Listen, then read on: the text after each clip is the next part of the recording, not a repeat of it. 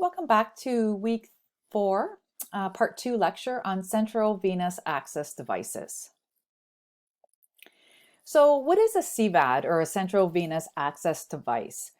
So a Cvad is a catheter placed in a large blood vessel of people who require access to the vascular system. So it's typically inserted in the subclavian vein, in the jugular vein.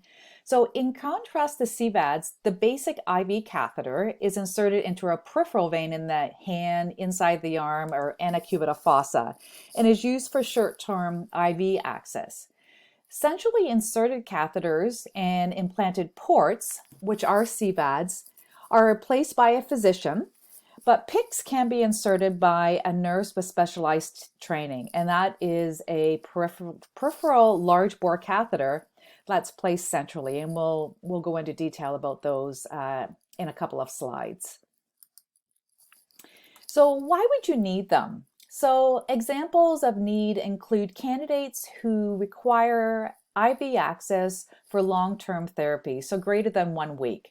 So typically those clients would be someone who requires TPN. So TPN is a method of feeding that bypasses the GI tract. So fluids are given into a vein to provide most of the nutrients the body needs. The method is used when a person cannot or should not receive feedings or fluids by mouth. Chemotherapy, definitely. Drugs with a pH of less than 5 or greater than 9, because if those drugs run peripherally, they can damage those veins. So it needs to be in a large bore vein that is a little bit stronger. Long-term antibiotic therapy, if you're on antibiotics for 6 weeks. Hypertonic solutions, and just if you're an individual who has limited venous access and you can't find a site to put in a peripheral IV, you may have to opt for a Cvad.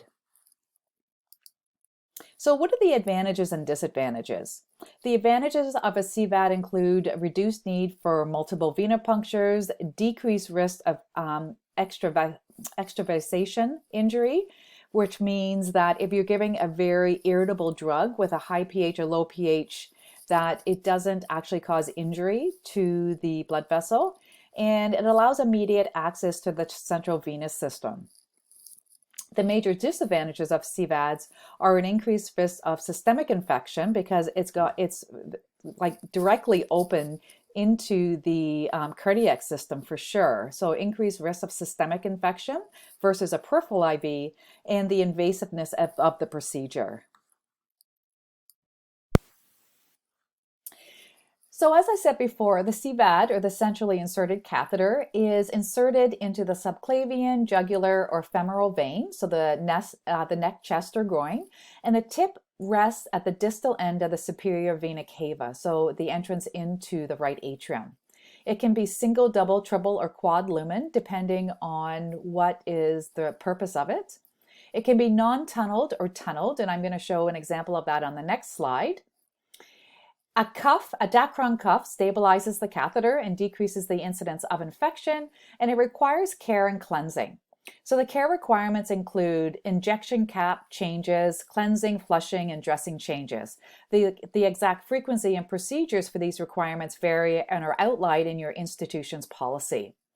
Specific types of long-term care central catheters are Hickman catheters, which require clamps to make sure the valve is closed off, and a Grosjean catheter, which have a valve that opens as fluid is withdrawn or infused and remain closed when not in use. So this is an example of a tunneled central venous catheter. So you can see that here is the exit site here. It goes through, it's inserted here, and it goes through and flows through into the distal end of the superior vena cava.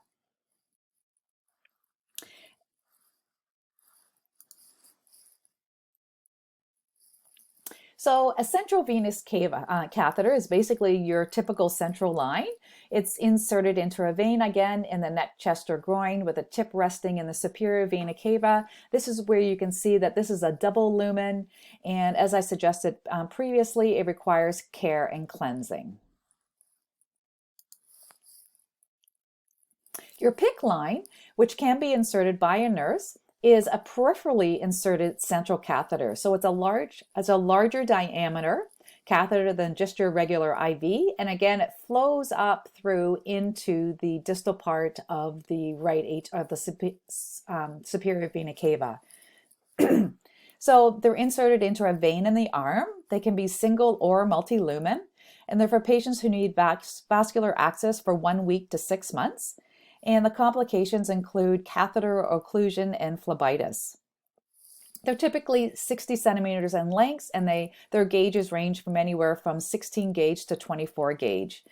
The advantages of the PICC over a central venous catheter are lower infection rates, fewer insertion-related complications, decreased cost, and insertion can be done at the bedside or in an outpatient area, and they can be done by a nurse who is trained.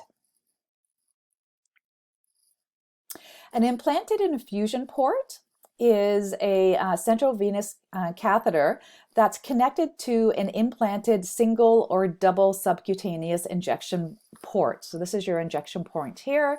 The port itself is made of a metal sheath with a self-sealing silicone septum, because every time you puncture it, it will self-seal.